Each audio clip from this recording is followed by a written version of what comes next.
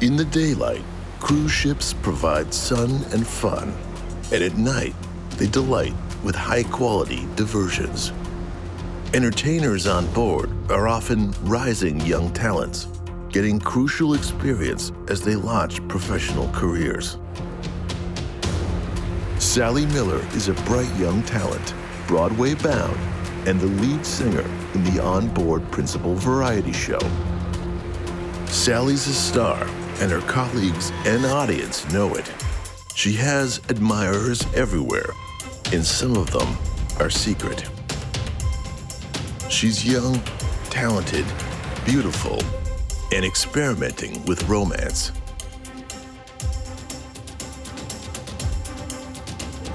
On August 14th, 2014, she's enjoying herself in the ship's bar with friends old and new after a performance. And later, she wants to be alone. But is a closed door enough to keep Sally safe?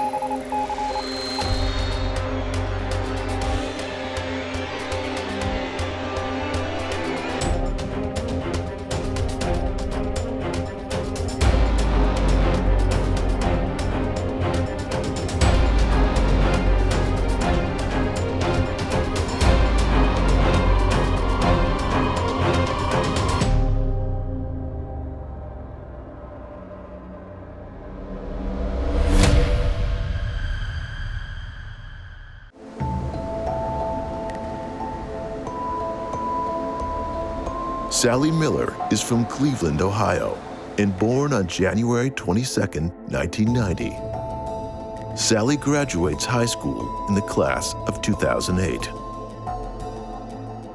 She attends Cleveland State University as a musical theater major. Her parents know their daughter's gifted, and they do everything they can to nurture Sally's talent. Following graduation from university in 2012, Sally moves to New York City, intent on making her dream of being a musical theater star a reality. Sally's professionalism and drive sets her apart from the very beginning. Very soon, she starts to audition with the other hopefuls in New York. Luckily for Sally, she doesn't have to rehearse or pound the pavement for very long. Her talent is recognized almost right away.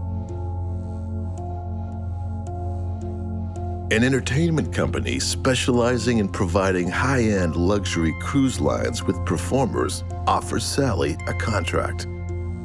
And Sally signs on for her first professional gig as a musical theater artist.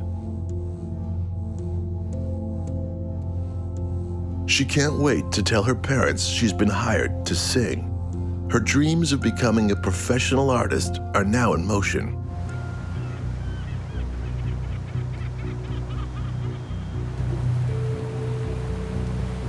Sally becomes a crew member entertainer on a luxury cruise ship and embarks upon her on-sea musical career. Mixed emotions for Sally's parents as they walk her onto the ship.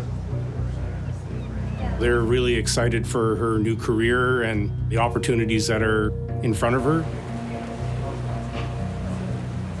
But they also know that she's going to be a long way from home. Sally's the lead singer in the cruise ship's principal show, and she's vivacious and glamorous. Sally exceeds expectations in rehearsals, and her professionalism sets her apart. A lot of people in the company are interested in Sally, but Andreas moves in with confidence. Andreas is the company guitar player. Sally appreciates his talent and she's receptive to his advances. They begin dating, and Sally and Andreas fall in love.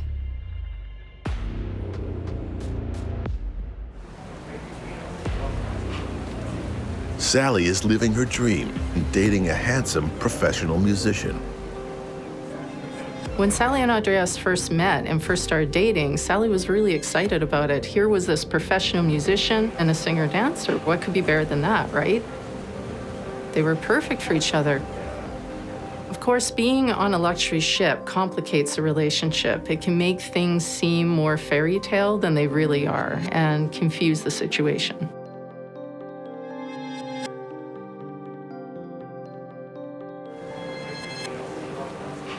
Sally is popular, admired by her fellow cast members, and every night center stage in front of an appreciative audience who can't get enough of her voice. Sally's committed to her starring role in the performance and also to her personal relationships. She does her best to juggle work and play, but sometimes the demands from both spill over into each other.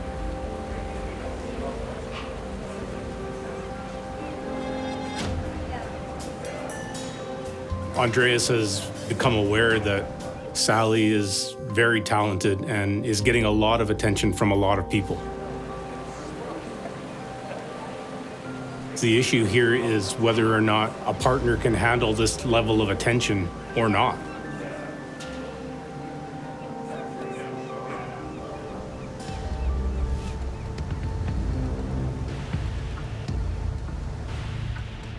Sally is always working toward her goals, and as a performer, her body is her instrument.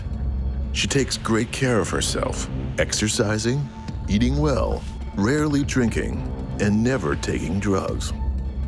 What some of her friends don't understand, and including Andreas, is that Sally is a consummate professional. She cares about her work above everything else. This is her dream. This is her goal. It's the most important thing in her life.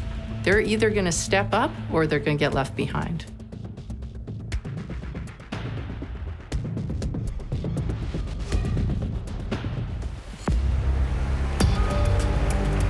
Two years pass. Sally works hard every single performance to develop her skills. Her confidence has grown. She knows that she's on track to be a musical theater star.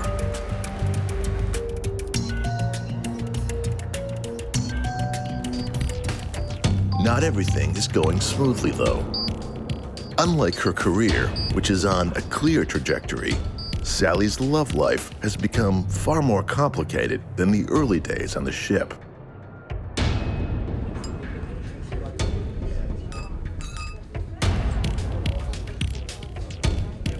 Some would say being on Broadway is an impossible dream. There's so many thousands of people that have that dream. But everyone who knows Sally agrees that if anyone has the potential to make it, it's her. So it's starting to seem now that perhaps Andreas isn't quite at her level. When you're dating someone who's as young and beautiful and talented as Sally is, you have to understand that there's going to be attraction from other fans, other male admirers. But not every partner is able to cope with this sort of attention.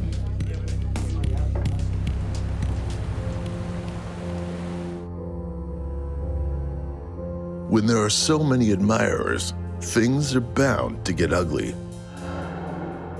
Sally's a talented young woman and she's just living her life, and she's really not aware of all the challenges around her and the jealousies that are there.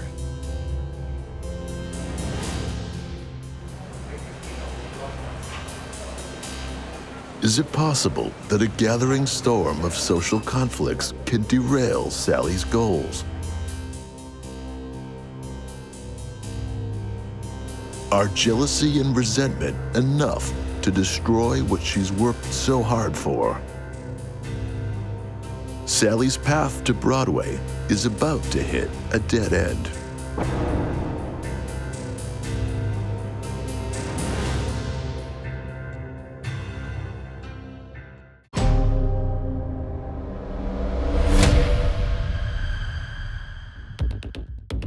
Sally is a young singing sensation on board a cruise ship, and she's popular with her fellow performers and audiences.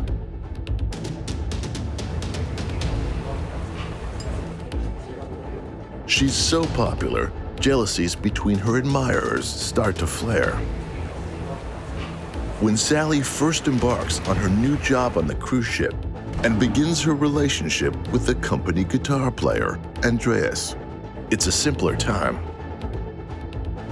She and her new boyfriend are in love, working on a glamorous show and enjoying all the benefits of being on a high-end luxury cruise. Complications are few. Sally may be young and in love, but she's career-driven. Her leisure time interfering with her professional life would be unacceptable, but balancing the two are complicated. For Sally, being late for rehearsal, or worse, not being early and fully prepared by the time everyone else is ready to go, is unthinkable. She would never do that. She's starting to realize that not everyone else in the company matches her level of commitment and professionalism. When two performers are working in the same show together, they better be in agreement about what level of commitment they're going to have to the show, above the relationship, especially when you're dating someone like Sally. If not, there's a chance that one of them could be left behind.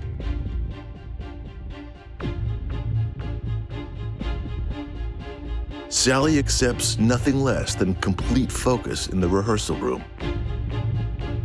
Tiny cracks begin to show in her relationship with Andreas. But for the moment, the couple agrees more than they disagree. Sally uses every opportunity on the cruise ship to develop her artistry. Her castmates encourage Sally in the dream they know she has and tell her to consider leaving the cruise ship when her contract is up for renewal, to start pursuing the Broadway career she's always dreamed of.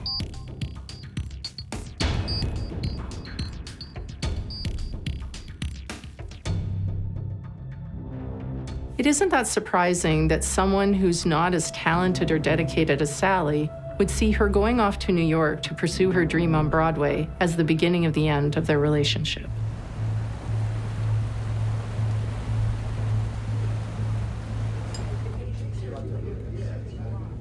A career in the arts is difficult to achieve. It might be easy to take that first job that comes along for steady employment, as opposed to living with the fear of taking that shot on Broadway and never becoming successful. Sally has all these friends around her who are encouraging her to throw caution to the wind and take that shot. Sally has the talent to become a star, but that means she also has the potential to leave Andreas behind.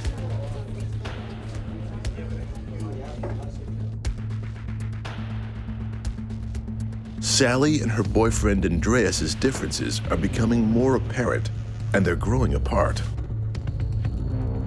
But Sally's young and not quite ready to take the next step by leaving him. The end is coming, and it won't be easy.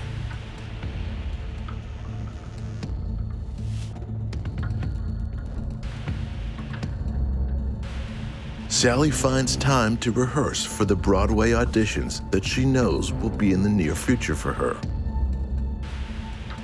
And she has a lot of support from her fellow castmates. But sometimes the people closest to us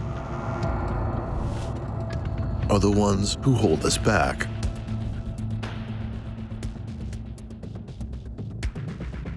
And it's a fact. Sally is a performer who was born to soar.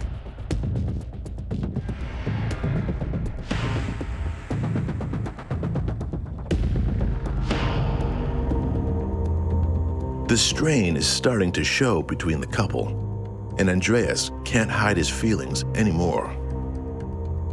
And then the inevitable happens. Sally and Andreas have the conversation that they both know they've been avoiding.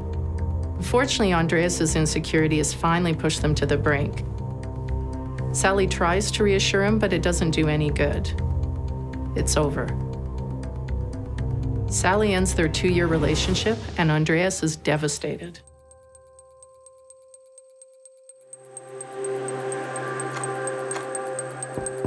Andreas can't accept their breakup. In fact, he refuses to acknowledge that it's over.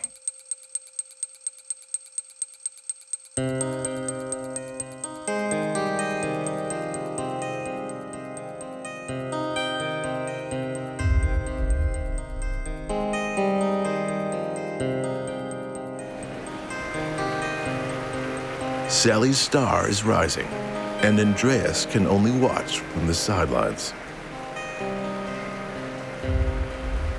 Working so closely together on the ship, Andreas can't help but notice how popular she is.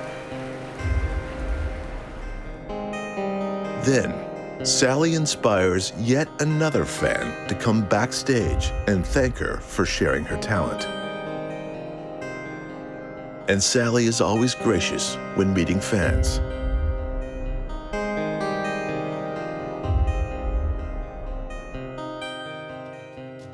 Sally's newest admirer, a casino blackjack dealer named Thomas, seems enthusiastic and eager to get to know her better. But she bids him adieu for the evening. Sally was out with her friends at the bar.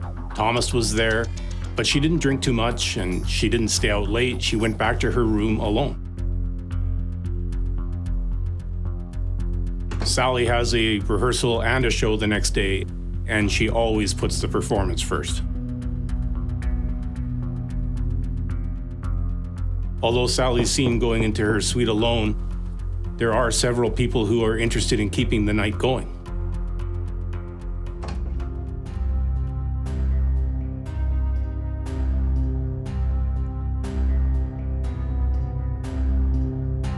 Sally passes the disturbances off as her friends playing tricks on her. She begins to turn in for the night. Sally got back to her room just fine, but she is in danger. What happened after she closed the door?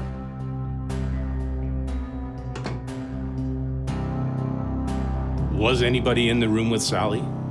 Who knows what really happened?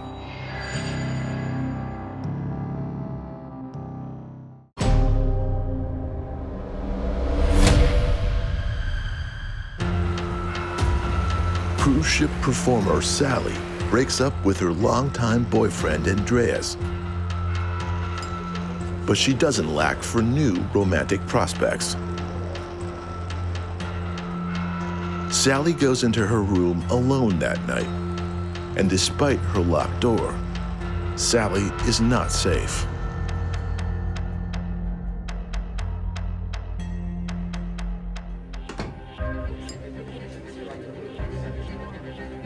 Earlier in the evening, Sally pays attention to an audience member who is a new, enthusiastic fan. But Sally always gets a lot of attention.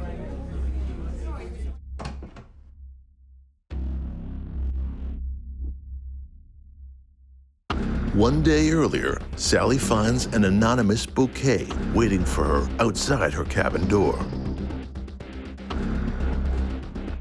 Admirers appear to be abundant for Sally. The flowers, though appreciated, go with the many others she's received during her tenure aboard the ship. Sally gets on with her daily routine.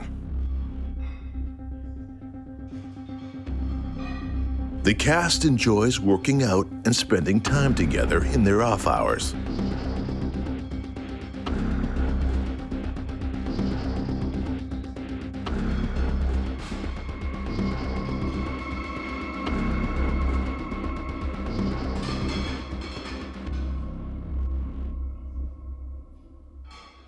Mike and Sally have always gotten along well. Now that she's no longer with Andreas, they see an opportunity to explore their feelings. No one in the cast yet imagines there's a spark between them.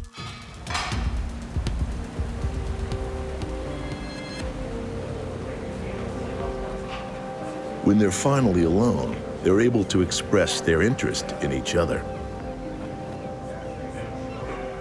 Sally's concerned that her breakup with Andreas 4 months ago is still fresh to him, so she's hoping that she and Mike can keep their relationship private. Mike tries to make Sally feel better about the Andreas situation, but Sally knows Andreas better than Mike. Concerned they're being watched, they head back to Sally's cabin. Sally and Mike begin a physical relationship, and they agree to do their best to keep their affair private to spare Andreas's feelings. As for the anonymously gifted bouquet of flowers, Mike insists it's not from him. They leave for rehearsal together, taking precautions in case Andreas is nearby.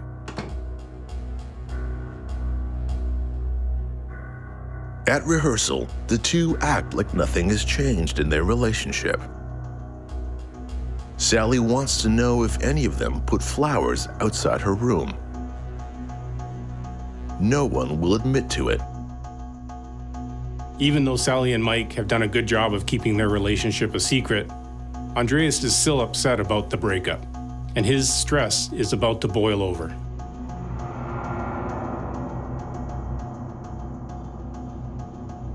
Rehearsing during the day and performing at night might seem grueling, but this cast is able to perform a variety of shows. Today, they're blocking off a new routine that's not particularly complicated. With Sally leading the way and the show's director guiding, the performers learn the new routine. It's business as usual.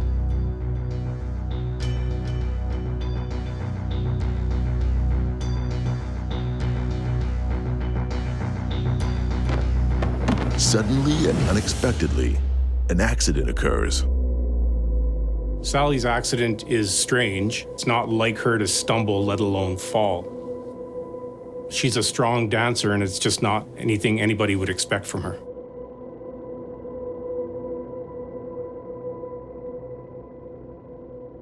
Sally comes to a few minutes later. She doesn't remember what happened or how she fell.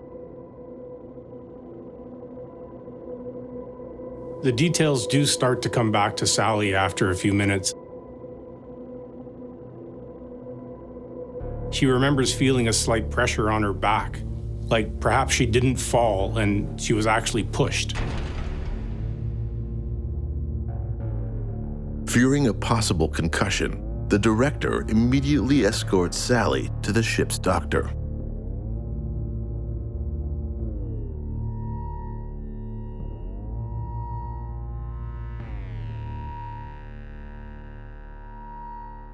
The doctor thoroughly examines Sally. She's healthy and fit, and he believes there will be no serious effects from the accident. He prescribes her some medication for the pain and to help with the dizziness.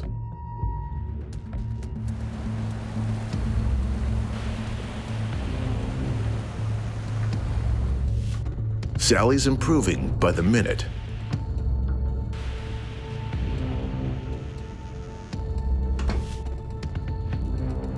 She assures the director that she's almost back to normal already, and after a short rest, she'll be able to perform that evening.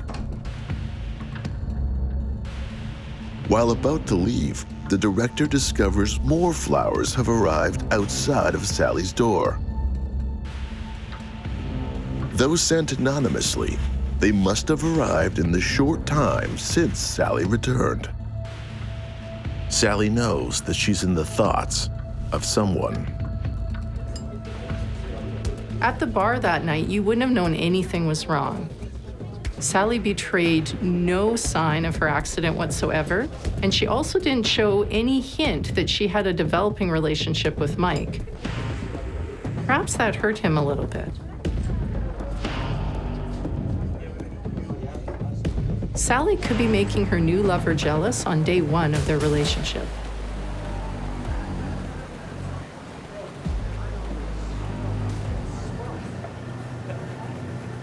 Now, Mike is jealous that Sally's giving attention to a man she just met. Sally's starting to feel like the men in her life just can't accept her for who she is, a naturally outgoing, friendly person.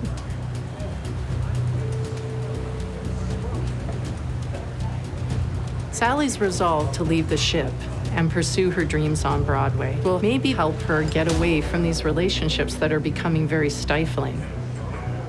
The ship is getting too small for her.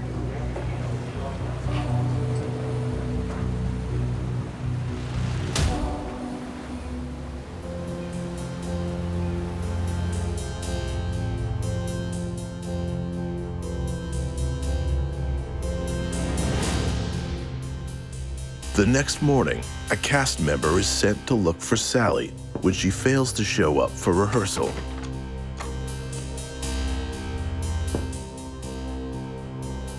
It's completely out of character for Sally to be late.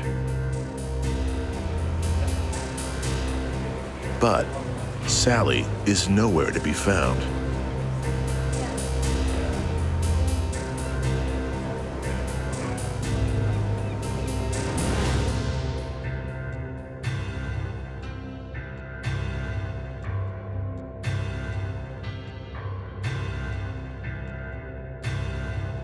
When they've looked everywhere they can, the captain agrees to unlock Sally's cabin door.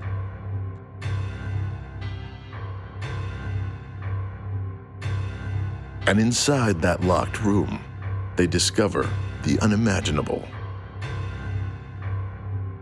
The ship's doctor is summoned to Sally's cabin. He arrives quickly, but Sally's life is on the line, and it may already be too late. This is a code red emergency, and Sally could be out of time.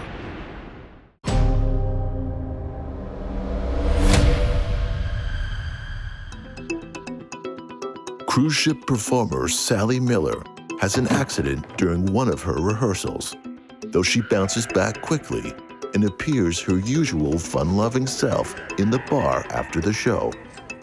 But the next morning after she's late for rehearsal, she's found unconscious in her bed.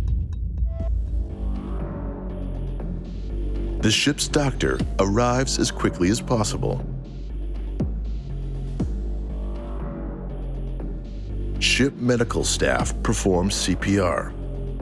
Sally is so young and healthy, it's inconceivable that she not revive. But that's exactly what happened. Sally's gone. She was pronounced dead at 10:48 a.m. August 14th. Everyone's in shock, and the captain wants answers. Privately, the doctor shows the captain what he discovered on the back of Sally's neck when he was doing CPR. Here's some blue marks, which may indicate foul play. Well, I mean, technically blue marks are usually bruising on a neck. You can get bruising from either a strangulation or actually the use of a ligature, meaning somebody has put a piece of material around your neck to try and cut off your airway.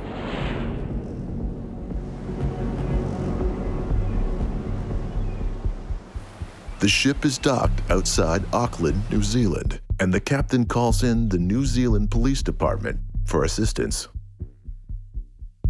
Cruise lines are known to handle these matters internally, but in this case, as they are in port, local authorities are involved.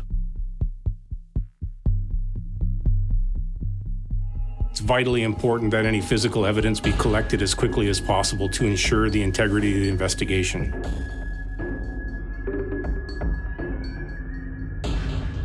Soon, the ship's crew and the New Zealand police work together to search Sally's room for answers. We follow almost the 5 W's, the who, what, where, when, why, and how something has occurred. It's almost like building a puzzle. Could any of the events from earlier in the evening have led to this point?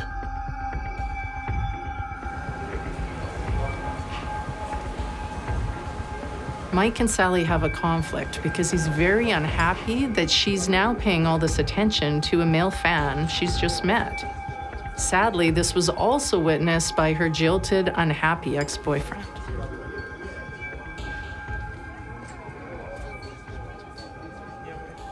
It is reported Sally has one more drink and then gets up to leave at approximately 12:30 a.m.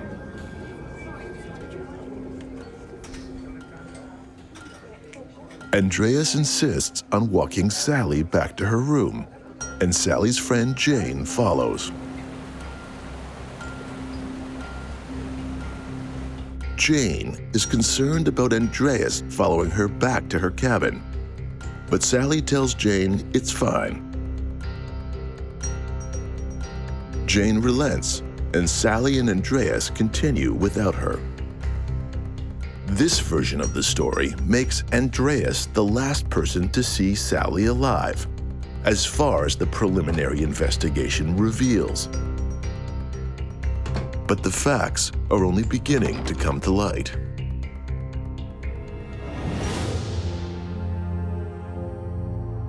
No one wants the authorities to believe that they were the last to see Sally.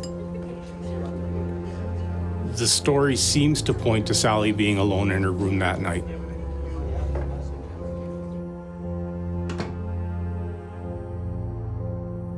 Someone may have believed he should have had more time with Sally, and perhaps he took that opportunity.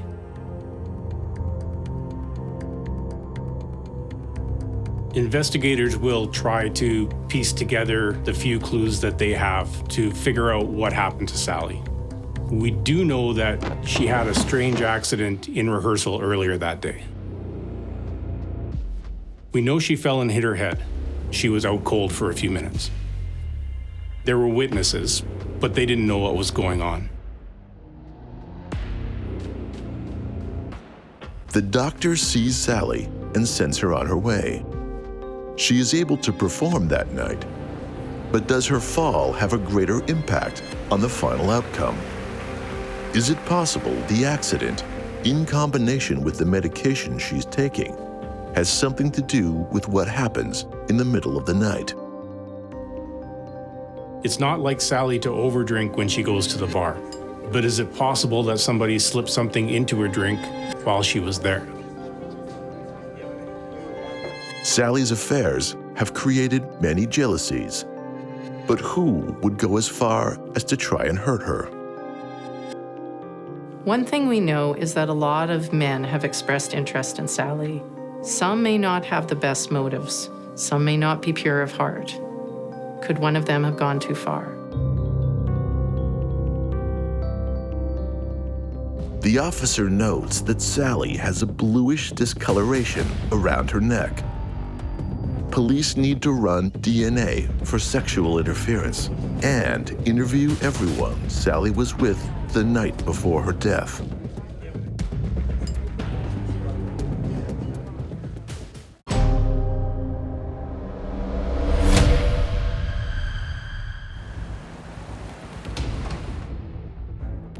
Cruise ship entertainer and rising star Sally Miller has been found dead in her stateroom. Docked outside of Auckland, the New Zealand Police Department are called in to investigate. The ship's doctor informs police about Sally's accident earlier that day, and it's clear there could be romantic intrigue surrounding Sally. The interrogations begin. Even though people think Andreas was the last person to see Sally that night, he tells police that he has more information. Andreas claims he saw Sally and Thomas together at 1:40 a.m. But Andreas also mentions that he is still her boyfriend.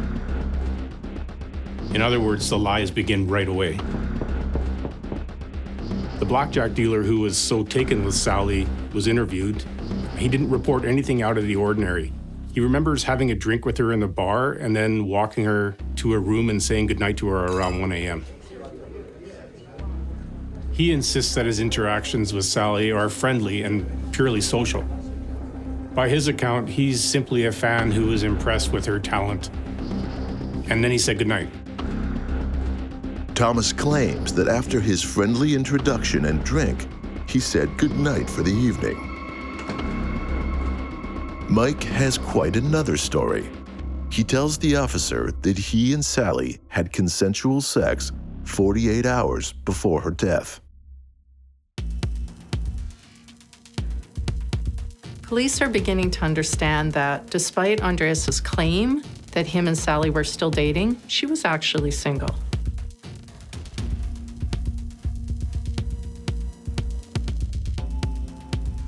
It's starting to look like Andreas didn't take well to being dumped at all. Police find confirmation that Sally had ended her relationship with Andreas. Facts are adding up. Andreas will need a second interview to get his story straight. It doesn't take long for Andreas to admit that he's lied and that he and Sally haven't been seeing each other for 4 months. He admits he was a bit jealous to see her flirting with so many other guys the night before she died. The swipe records for the room cards are recovered. Authorities have the opportunity to compare the men's stories and their actual locations to see if what they're saying stands up to scrutiny. And it turns out the men have a lot to be nervous about. Records show that there is an entry into Thomas's cabin at 12:50 a.m., contrary to his own report that he said goodnight at 1. Andreas's claim that he saw the pair together at 1:40 a.m. remains a mystery. Thomas's account of the night is not the only one with inconsistencies. Records show Andreas leaving and entering his room at 12:40 a.m., 1:18 a.m., and 2:03 a.m. Are the stories that police are being told just that? Stories? The times clearly aren't adding up. Thomas says that he was in bed before Andreas even saw him with Sally, so someone is lying.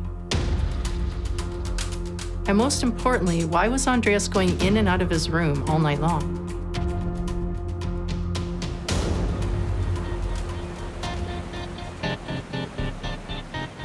Sally is a talented young woman who makes a big impression on everyone she meets. Her untimely passing hits her fellow crew members hard. The sense of loss is felt by everyone aboard. But at the same time Sally is being honored, the investigation into her death heats up.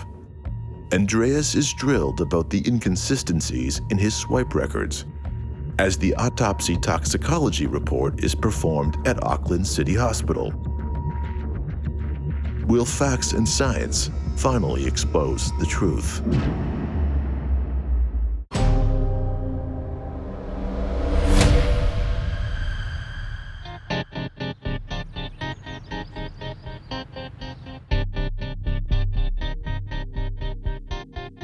Back home in Cleveland, Sally's anxious parents are shocked when they see their daughter's autopsy results. Their 22-year-old daughter is said to have died of undetermined causes.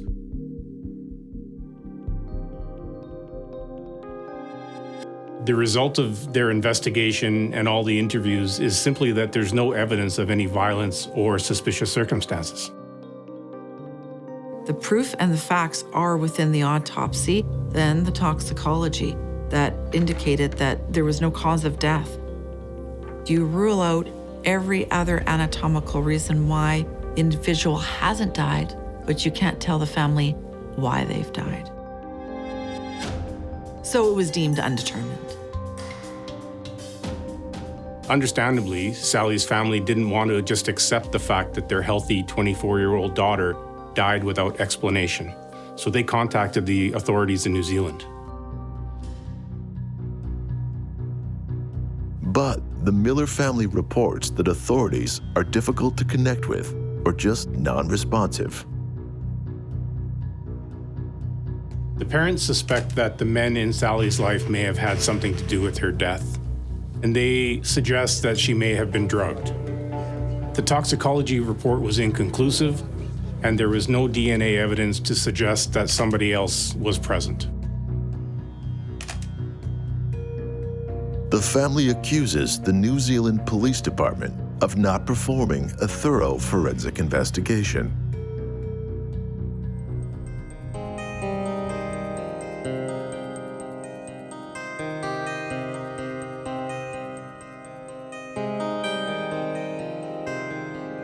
When this sort of thing happens, the family often has to take matters into their own hands and launch their own investigation. But the request is determined to be unnecessary. Police maintain that they have found no suspicious circumstances in Sally Miller's death. But the Miller family will not give up on their hunt for the truth.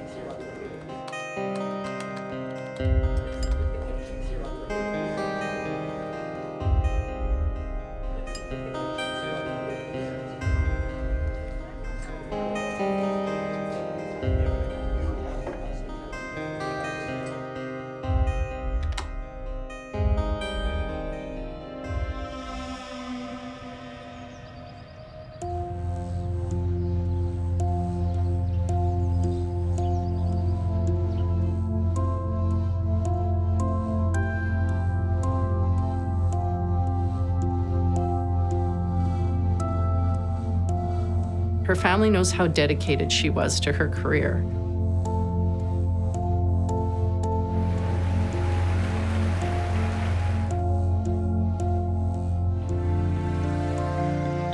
The exhumation and autopsy reveal no evidence of foul play, no evidence of strangulation, suffocation, or violence, no injection of any substance, no evidence of sexual activity that evening, and that she had no defensive wounds.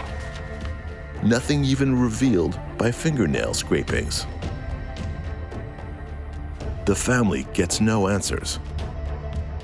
It's so unsettling for a family to have that sort of answer after they've gone through an investigation, there has been an autopsy, and they've exhumed the body, and they still don't have a concrete answer to why their loved one has died.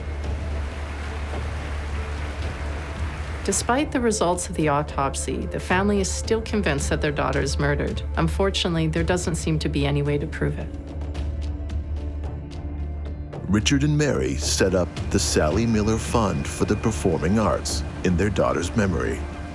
Sally's family may never know if she was the victim of foul play, but through their scholarship, Sally's artistry, talent, love of music, and dance will live on.